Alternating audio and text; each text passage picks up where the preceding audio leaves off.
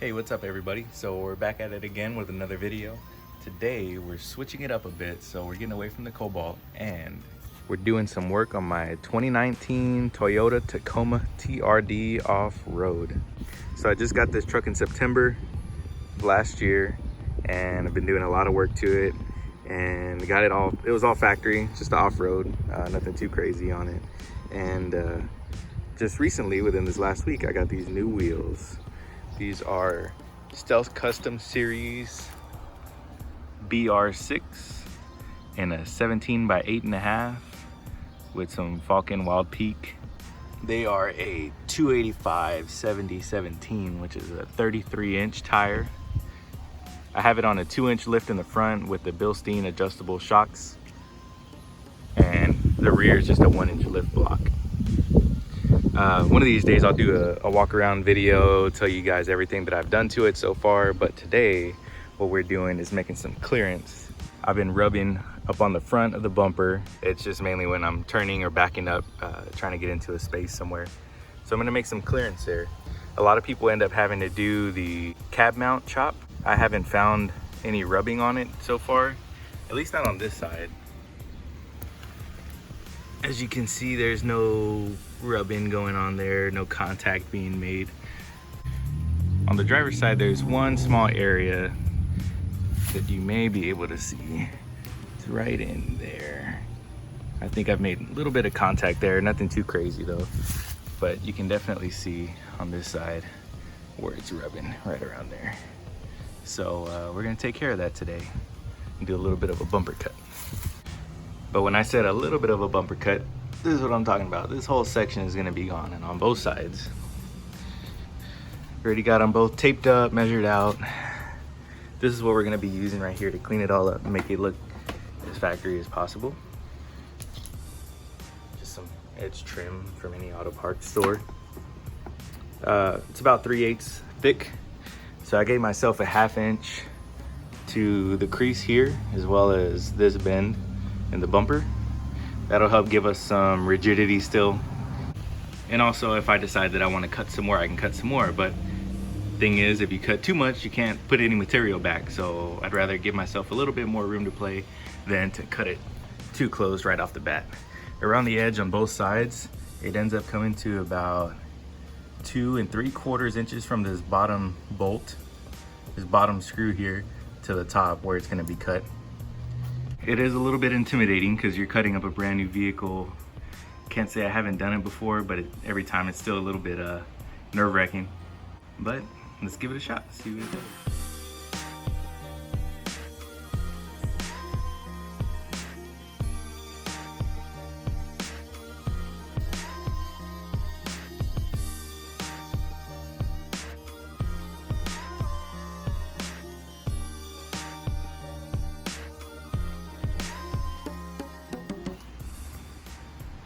All right, so the first cut is done. And that's what we removed. All that material, it's a lot. Kind of went over it with my little sanding piece here on the Dremel. And I actually curved this a bit because our little trim stuff here actually bends.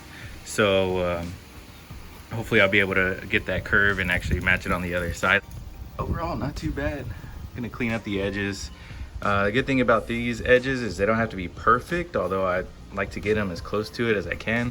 But since the trim's gonna be on, it's gonna hide everything. This one, on the other hand, probably not gonna put any trim on that, just because it's a little bit thicker. There's some clips under there that would have to come off, and it would have to bend around the back. But should be all right. I think those cuts are clean enough. So I'm gonna put the trim on right now, and then we'll address the fender liner. Cool, so with the trim on, looks, man, a lot better. I'm really liking it so far.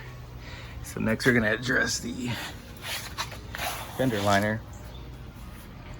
From what I've seen, this little tab down here just bends up and just like so. And what a lot of people do is, rather than keeping all of this protected, they cut right along where they cut the bumper. I'm not a big fan of that just because I like the factory look. I want it to be as protected as it can be still. So I'm gonna tuck it away, see where I can kind of zip tie it or bolt it somewhere away to where it's not in the way of the bumper cut, to where it still leaves this open space but still keeps protection. So let's see where I can do that. All right, so this is one side done. Got the fender liner tucked up in there, tucked away. Still gonna give it some protection in there, keep it somewhat clean. And might be able to see here, I still need to trim it, but that's where I put my zip tie back there in the plastic. Hopefully, I don't know, we'll see if it gets worn down or anything, pops that zip tie at any point, and then I'll try to find a different spot. But for now, that's where it's at. Tucks it away nice and clean like, so you can kind of see a comparison. That's where I'm cutting. This is where I already cut. It's looking pretty clean so far. I'm liking it. Let's get this second side done. Okay, so both sides are done. I already like how much you can see all that suspension. Is pretty cool. I know the wheels turn, but I'll straighten them out here in just a second. But you can see, got a nice curve going on. Everything's pretty straight. Loving that cutoff. Just looking smooth. Let's straighten the wheels out and see what it looks like. And there we have it. You see all the tread in there. Looks pretty aggressive. See all the suspension there, and from the side view looks really good. Super washed out, but kind of get the idea. And there's plenty of room, as you can tell. Will definitely not be rubbing anymore in there. So I did double it up on both sides with zip ties to try to give it a little more strength in there.